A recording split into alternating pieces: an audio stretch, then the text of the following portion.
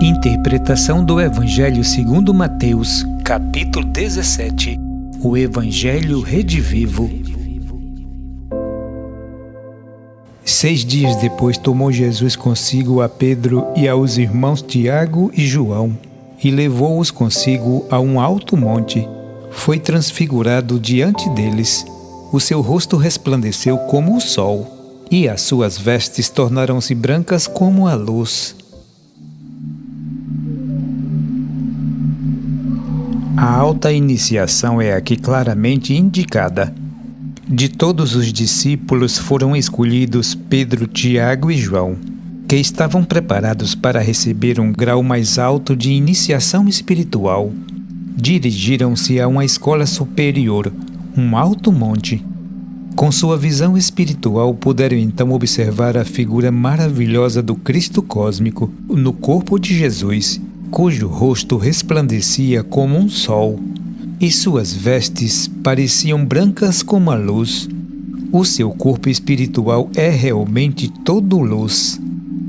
A comparação de sua face iluminada com o sol é bem determinada. Cristo é um espírito solar, pertence à onda de vida dos arcanjos. Porém, esse espetáculo tem também um sentido interior. Pedro é o símbolo da firmeza e da confiança. Tiago representa a valentia, a audácia. João é o símbolo do amor e do altruísmo. Quando essas qualidades se afirmam, pode o aspirante avançar no caminho superior e conquistar a revelação do seu próprio espírito, do seu Cristo, do seu sol interior. Eis que apareceram Moisés e Elias falando com ele. Moisés representa aqui a lei, pois foi por seu intermédio que o povo hebreu recebeu a orientação e diretrizes que deveriam conduzi-lo. Elias representa o espírito de profecia, que havia de preparar o caminho a Cristo, e apareceu como João Batista, que simbolizou o amor, o mais alto dos sentimentos humanos. A revelação do Cristo interno é realmente acompanhada desses dois atributos: o pleno reconhecimento e respeito à lei, e a plena liberdade de espírito de profecia, que penetra nos mistérios do futuro. A ninguém conteis esta visão, até que o Filho do Homem ressuscite dentre os mortos. Mais uma vez recomenda Cristo que não se exponha os mistérios da iniciação àqueles que não tenham despertado a sua consciência superior. O Filho do Homem é o segundo aspecto do espírito humano, que começa agora a germinar, mas na maioria dos homens não encontra meios de expressar-se, por falta de um instrumento de manifestação, de um corpo apropriado.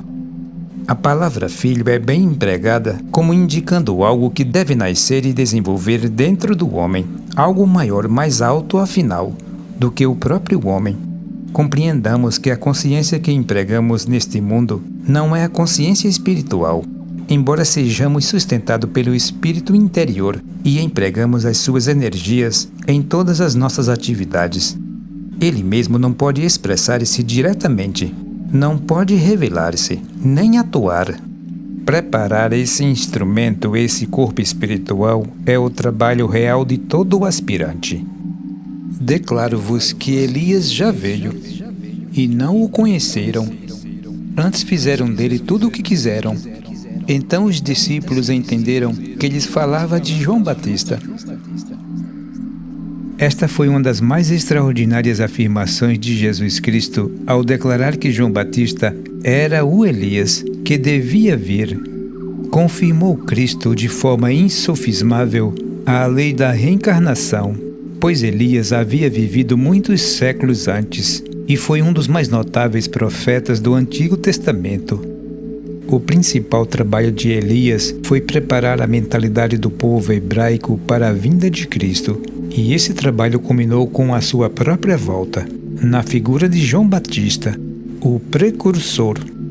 Se João Batista foi Elias, como afirmou Cristo categoricamente, a sua volta dependeu de reencarnação por intermédio de Isabel, como conta o Evangelho, em sua meridiana clareza. Por aí se demonstrava que a lei de reencarnação era reconhecida e ensinada entre os primeiros cristãos, pois se Elias pôde voltar e reencarnar-se, o fez por meio de uma lei espiritual que rege a evolução natural de todos os espíritos humanos. Com o ocorrer do tempo, entretanto, foi em certo sentido necessário que essa verdade fosse temporariamente esquecida pelos povos ocidentais, cujo estado evolutivo exigia que se explicassem a fundo na conquista do mundo material.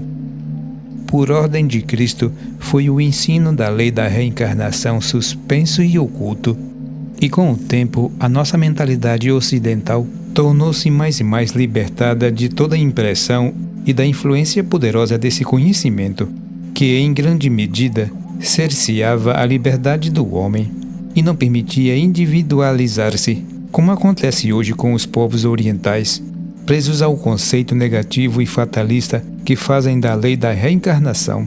Estamos chegando ao final deste período de restrição do ensino público e a verdade sobre a lei da reencarnação começa novamente a ser exposta ao Ocidente e vai pouco a pouco se infiltrando nas massas humanas, não obstante a manifesta antipatia das classes religiosas dominantes. As grandes religiões do Oriente sempre ensinavam a verdade da reencarnação, e o Espiritismo, sob influência de ensinos orientais, fez novamente a apresentação desse princípio espiritual no Ocidente, embora não tenha podido nunca explicá-la satisfatoriamente. Senhor, compadece-te do teu filho, porque é epilético e vai mal, pois muitas vezes cai no fogo e muitas outras na água. Nesta curiosa passagem há muitas coisas que seriam impossíveis de perceber-se sem as luzes do esoterismo. A epilepsia aqui é encarada como um caso de obsessão, mas o que mais interessa observar é que o inferno cai ora no fogo, ora na água. Esses termos indicam que a interpretação deste trecho deve ser mais profunda.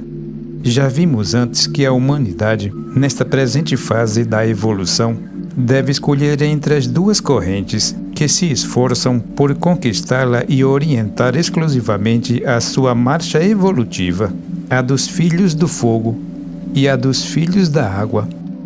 A corrente do fogo é constituída pelos elementos positivos, independentes, que procuram conquistar o mundo pela força de sua audácia, que desenvolvem a vontade, são ambiciosos e trabalhadores.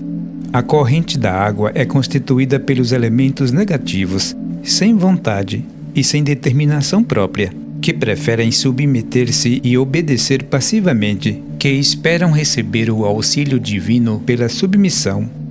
Os filhos do fogo são ativos construtores e conquistam sua espiritualidade pelo esforço próprio. Não admitem que possam receber algo por favor.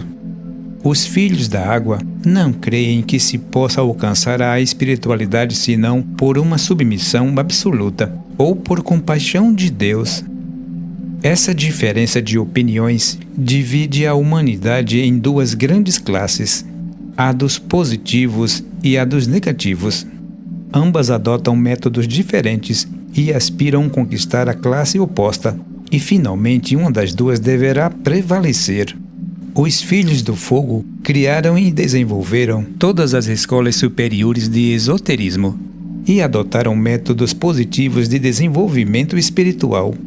Os filhos da água constituem todas as classes sacerdotais, as correntes religiosas, que procuram dominar e orientar as massas humanas como ovelhas. Em certo ponto da evolução, o homem fica indeciso e não sabe que corrente há de seguir e que método há de adotar. E como é epilético, ora cai numa corrente, ora noutra, e nessas condições nem mesmo os mestres podem auxiliá-lo. Só Cristo pode curar essa epilepsia espiritual. Convém esclarecer que o movimento rosacruciano foi iniciado pelos filhos do fogo e deve manter-se prevenido para impedir a ação perturbadora dos filhos da água, que procurarão de qualquer forma dificultar os trabalhos e impedir a sua marcha.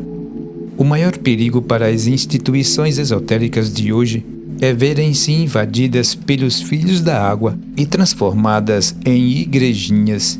Por que não podemos nós expulsá-lo?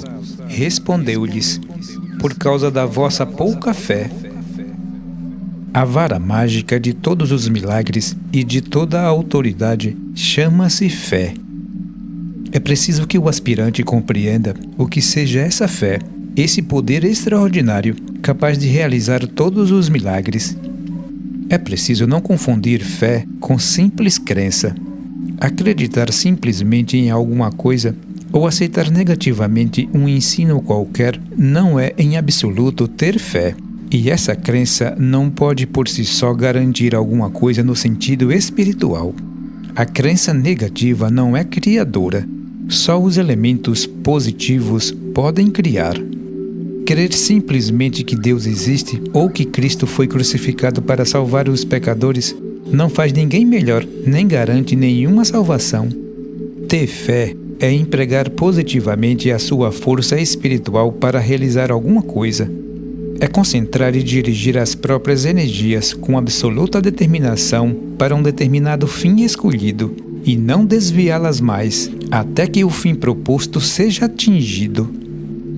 Ter fé é não duvidar mais, seja quais forem as circunstâncias e aparências. Ter fé é sustentar uma única corrente de pensamentos, confirmada por todos os atos. Cada vez que se duvida, que se desvia a direção da vontade, que se pensa negativamente, corta-se a corrente de fé e anula-se a sua potência. Ter fé é forçar a manifestação das forças ultrapotentes do espírito interior, que entrarão certamente em ação quando se concentra toda a vontade, toda a imaginação num único fim, eliminando-se todos os elementos negativos de fraqueza, de dúvida e de medo. A fé começa na concentração de todas as forças mentais, de todas as forças emocionais e vitais, numa única direção, num único ponto. Essa concentração de energias desperta o poder da fé, isto é, põe em ação as forças superiores do espírito humano, e então tudo se torna possível. Compreenda-se que o simples desejo ou uma vontade ocasional e limitada não conseguem despertar o poder da fé, nem tem nenhum poder realizador. Ver-se, portanto, que a fé não se improvisa. Depende sempre de um preparo, de uma educação especial, de um esforço longo e persistente. O Filho do Homem há de ser entregue às mãos dos homens, tirar-lhe-ão a vida, e ele ao terceiro dia ressuscitará. Muito mais alto do que o sentido histórico estão os fatos transcendentes que estas afirmações indicam. Referem-se às condições do espírito humano neste período evolutivo. Em realidade, há muito que o Cristo interno, o espírito do homem, se encontra entregue às mãos dos homens, como prisioneiro dentro da alma humana, sujeita à consciência terrena, contra a qual não pode reagir. Para que o homem possa surgir, entrega-se o espírito humano ao mais assombroso dos sacrifícios. Uma vez encarado, torna-se escravo da consciência terrestre, do homem natural, que sustenta e suporta durante toda a vida terrestre, sofrendo todas as consequências dos erros e da ignorância da personalidade livre do homem, sem poder impedi-lo. Não foi só o Cristo cósmico entregue às mãos dos homens. Todos os espíritos humanos estão em idêntica situação, porque em realidade o homem faz do seu espírito o que quer, sem poder nem mesmo reconhecer a sua existência em si mesmo. Com sua maneira de viver materialista, egoísta, ignorante e pervertida, o homem tem sacrificado barbaramente o seu próprio espírito, reduzindo-o a um estado de morte e aniquilamento. O eu superior não pode nunca expressar-se na terrível prisão em que se torna a alma humana, dominada pelo personalismo egoísta e degenerado. Esse período de escravidão e de morte está chegando ao fim. Chegamos agora ao tempo em que o espírito humano deve ser libertado pelo próprio homem. Assim como para Cristo houve depois do sacrifício e da morte uma ressurreição, assim também haverá para o espírito humano uma ressurreição espiritual. O renascimento espiritual, a realização, o nascimento místico, a iniciação, refere-se a esse mesmo processo. Mas para que os escandalizeis, vai ao mar, lança o anzol, e o primeiro peixe que subir, tira-o. Abrindo-lhe a boca, acharás um estáter, toma-o e entrega-lhes por mim e por ti. O respeito à obediência às obrigações deste mundo não devem ser esquecidos pelo aspirante. As obrigações sociais devem ser atendidas, embora possam parecer um erro perante as leis superiores. Cristo mesmo não se negou a pagar os impostos exigidos pelas leis humanas e, embora não tivesse nada de seu, lançou mão de um expediente. Conseguiu o dinheiro necessário por meio de um peixe pescado por Simão. O aspirante não deve nunca preocupar-se se, por ser pobre, lhe parece difícil atender às exigências sociais do meio em que vive, mesmo porque nas ocasiões necessárias lhe virá às mãos tudo o que necessitar, de forma talvez estranha. Por outro lado, o aspirante tem o direito de retirar da boca dos peixes que apanha no mar de desejos e ilusões que dominam este mundo o dinheiro que necessita. Estamos passando a época de peixes, e foi nesta época que os homens se escravizaram ao dinheiro como símbolo de um poder metalizado